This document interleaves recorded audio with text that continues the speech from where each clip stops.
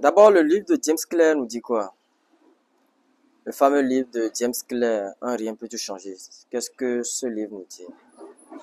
L'impact de petites habitudes dans le temps, n'est-ce pas? L'impact de petites habitudes dans le temps. Déjà, pour commencer, likez la vidéo, vous savez comment ça se passe. Mettez votre pouce bleu. Si vous n'êtes pas abonné à la chaîne, abonnez-vous à cette chaîne. Faites le tour dans la description de mes vidéos. Le premier lien vous envoie sur mon blog. Le deuxième lien, c'est ma masterclass. Une formation en part entière sur le Trading Forex. Alors, je suis en train de dire que le livre de James Clear, bon, James Clear, c'est un peu en anglais là. Oui, Un rien peut tout changer. Ça, c'est l'intitulé du livre.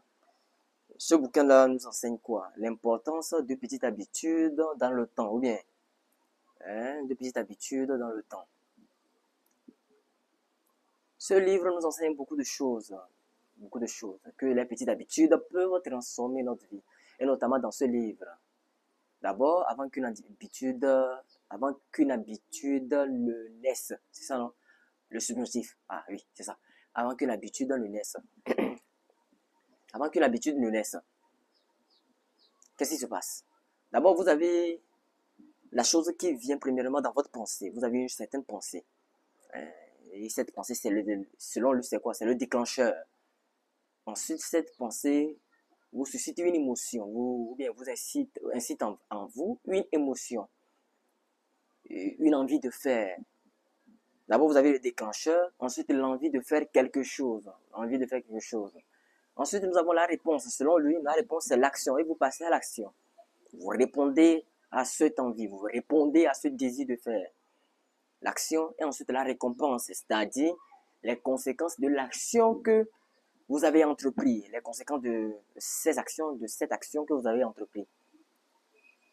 C'est ça qui est la récompense.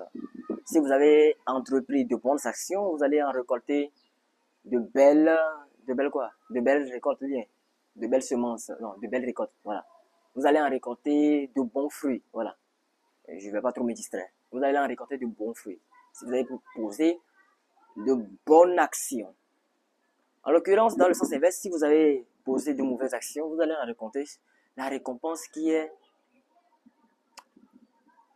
la récompense qui sera négative, qui en découlera des mauvaises actions que vous avez posées. Vous voyez un peu? C'est un peu ça. Et donc selon James Clear dans son ouvrage, d'abord, nous avons quoi? Nous avons le déclencheur, nous avons l'envie de faire quelque chose. D'abord, nous avons le déclencheur, excusez-moi, nous avons le déclencheur, l'envie. Ensuite, après l'envie, nous avons quoi encore? Nous avons la réponse et ensuite la récompense. Voilà, c'est ce que je viens de vous expliquer. C'est vraiment très important. Instaurer une bonne habitude dans votre vie, comme par exemple lire. C'est vraiment très important. Lisez des livres. Si vous n'avez pas lu ce livre, allez lire ce livre. C'est un livre très puissant. Il ne suffit pas simplement de poser des actions. Il faut perdurer dans le temps. Il faut non seulement perdurer dans le temps, il faut durer, perdurer. Bon, c'est français. Il faut travailler avec acharnement. Vous posez des actions, même si vous n'obtenez pas des résultats, vous continuez pas à les poser. Et pour cela, je pourrais vous conseiller un livre à lire. L'effet cumulé de James. Non, l'effet cumulé de Darren Hardy. Darren Hardy, dans son ouvrage, disait que quoi? Vous posez de petites actions avec une constance et une régularité dans le temps égale à une différence raciale. Vous voyez un peu? Vous mettez en ligne, par exemple, donnons un exemple simple, donnons un exemple palpable, vous mettez en ligne votre première vidéo sur YouTube, le deuxième jour, le troisième jour, 4 jours, au bout de 7 jours, vous avez 16 jours, 16 jours, n'est-ce pas? Vous avez 7 vidéos. Vous le faites ainsi, 2 mois, vous avez combien de vidéos? 2 semaines, ça fait 14 vidéos. 2 mois, ça fait beaucoup de vidéos. Et en 2 ans, peut-être vous avez réalisé 600 vidéos. C'est ça le pouvoir de l'effet cumulé. Ça s'accumule, ça s'accumule, ça s'accumule. Vous voyez un peu? C'est vraiment très important. Faites quelque chose de différent. Faites quelque chose de différent par rapport à ce que vous avez fait les 90 derniers jours. Les 90 derniers jours, faites quelque chose de différent. Comme les nouvelles disciplines de santé, la relation avec votre famille, peu importe ce que c'est. Peu importe que ce soit petit ou grand, faites quelque chose de différent. Par exemple, les nouvelles disciplines de santé, par exemple, faites du sport, par exemple. Faites quelque chose de différent. En fait, James Clear, dans son ouvrage, disait que le comble, c'est que quoi? C'est de continuer pas à faire les mêmes choses et d'attendre des résultats différents.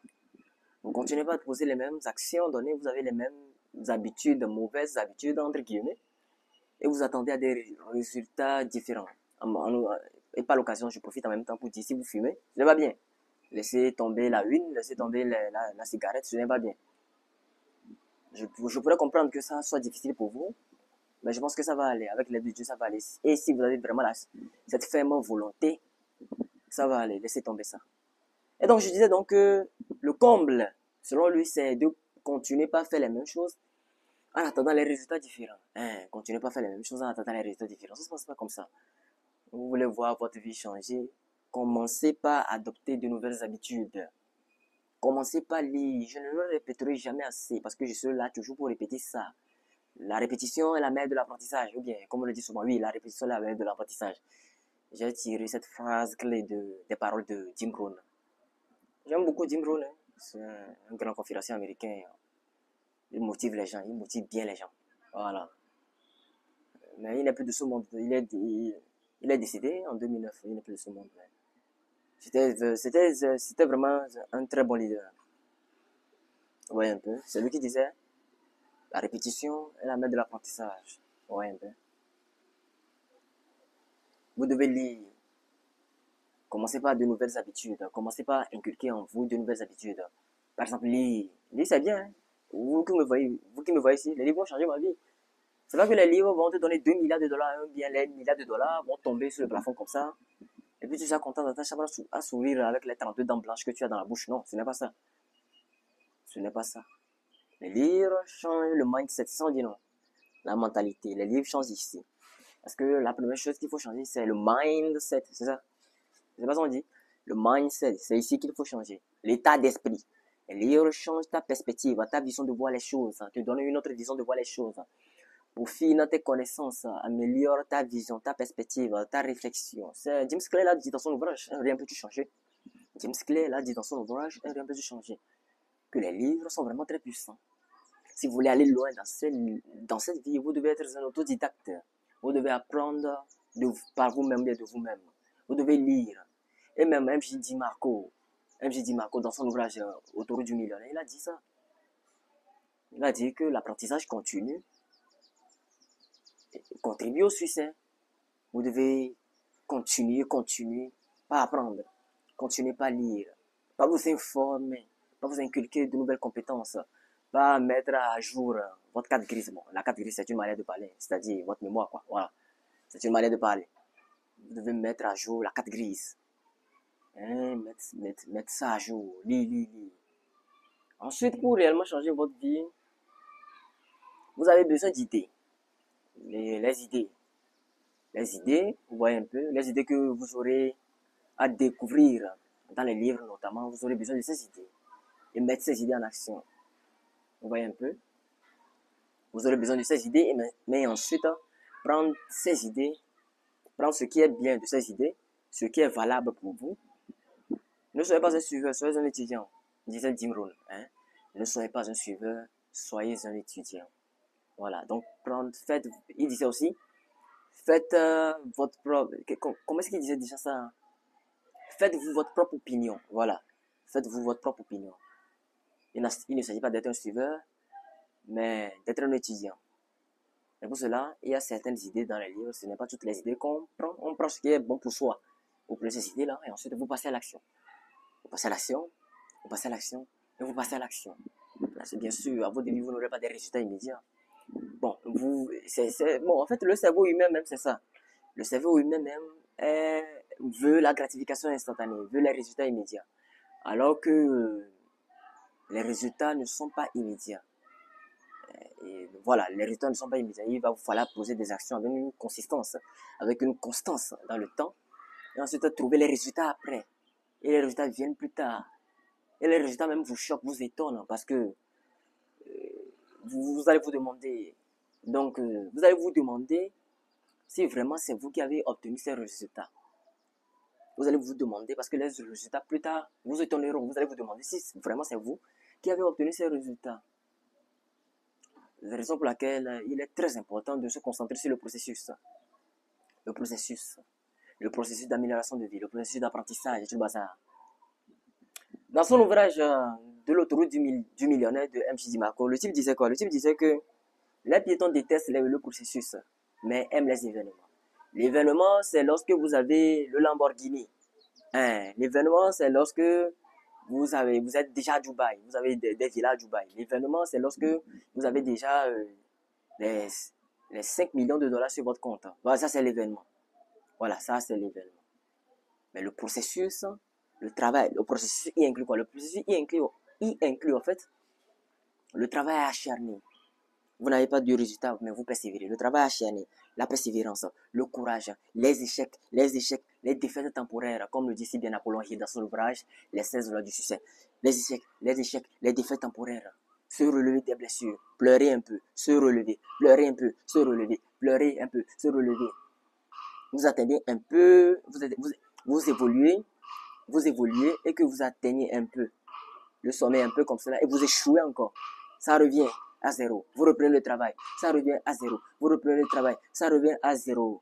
Vous ne vous endormez pas. Vous faites même des nuits blanches, du travail acharné, des nuits blanches, du travail acharné. C'est ça qu'on appelle le processus. Et finalement, pour aboutir à un événement, peut-être la Lamborghini Urus, peut-être la Mercedes Maybach, n'est-ce pas?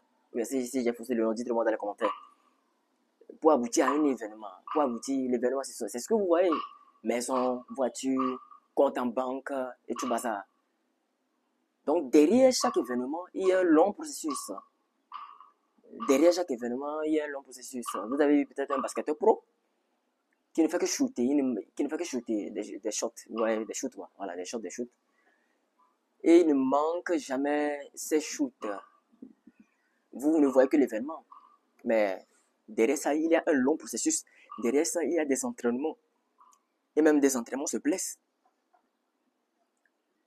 Oui, pour les fois que moi aussi j'ai été sur le parquet de basketball, voilà. Parce que moi aussi je sais jouer, hein. Oui, je sais jouer. Vraiment, je sais jouer. Les lay-ups, les lancers francs et tout le bazar là. Il y a un long processus derrière. Raison pour laquelle MJ Dimarco dit les piétons détestent le processus, mais aiment les événements, aiment quand c'est tout rose, aiment quand c'est bien fait. Ça fait allusion un peu à comment les femmes sont. Bon, à comment les femmes sont, à comment certaines femmes sont, vous voyez, certaines. Parce qu'il y a certaines femmes qui travaillent pour atteindre certains niveaux dans cette vie, c'est bien.